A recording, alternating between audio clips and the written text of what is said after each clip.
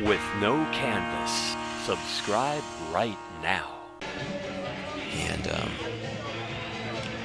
letting a video run is a great thing every now and then, but you can't do it long.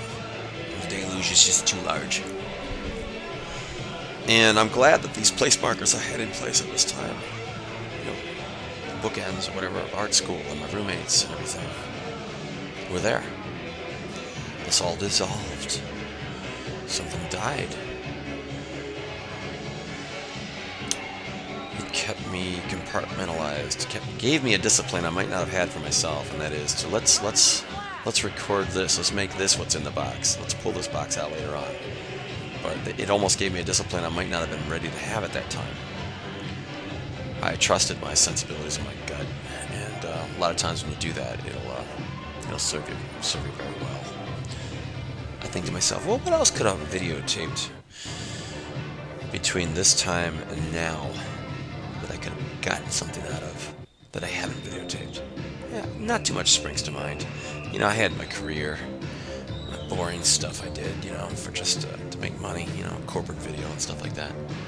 You know, of course, I videotaped the children, things like that, important things that you can't duplicate, you know, that are very significant, you know, things like that. But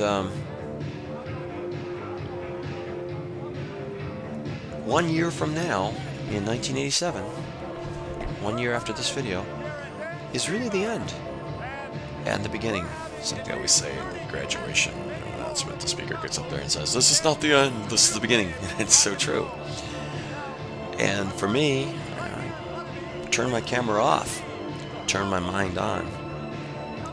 Sherman Merrill really helped me. I was really kind of naive. I was artistic and expressive and creative, but I was really kind of naive at this point in my life, back in 1986. And didn't have a lot of life experience.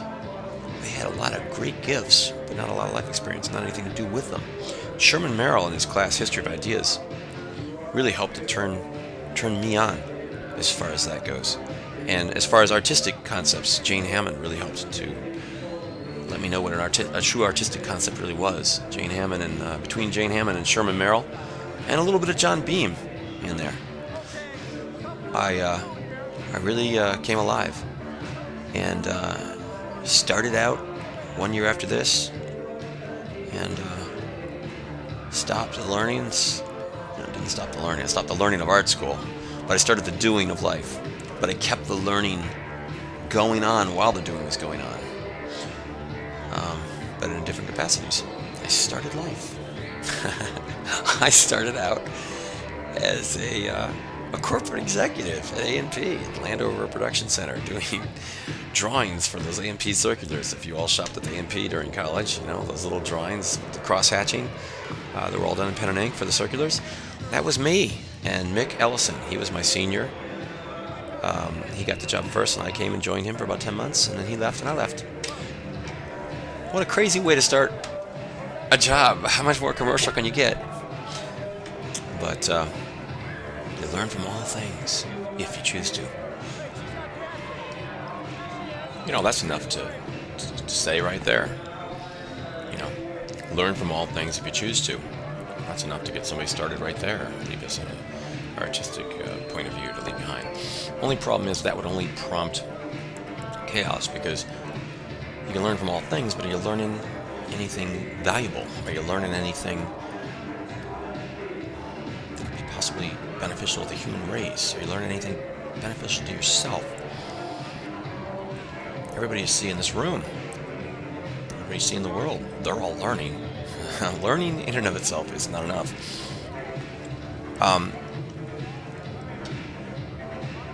Learning in itself is not enough. Everybody does that, don't they? Everybody.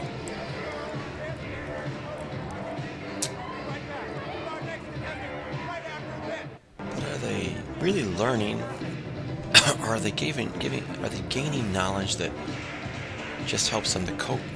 Are they gaining something that will help them to get what they want? Is that learning?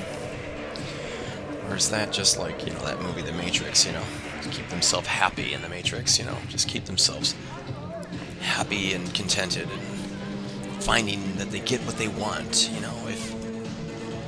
if they learn what they must do to succeed, they get what they want. Is that really learning?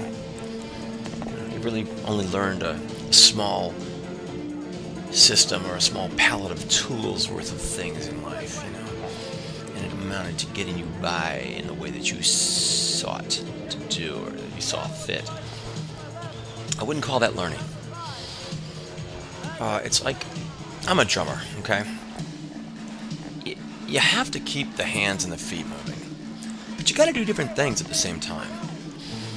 If I just hit the snare all the time and didn't do the other things, I might look far and wide and find some group that can use me for a snare hitter, and I might make enough money to have the things I want, buy myself a nice house or car, family, whatever, flat screen TV. But what did I do? I really just learned one thing that helped me get what I want. I think a lot of people in the world, unfortunately, are this way.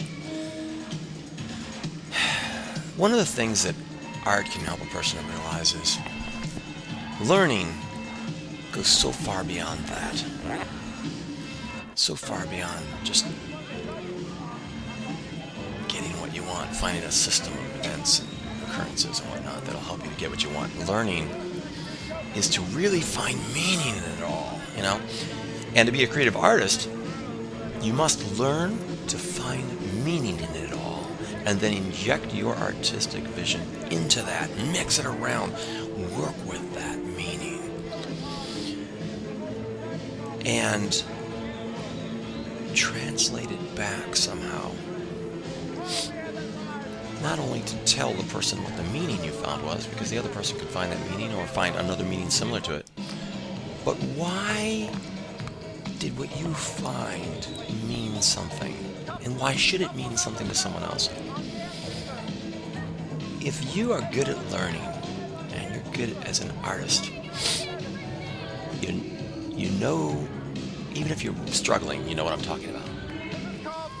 And if you're good at what I'm talking about, you've already probably seen some results, and you totally know what I'm talking about.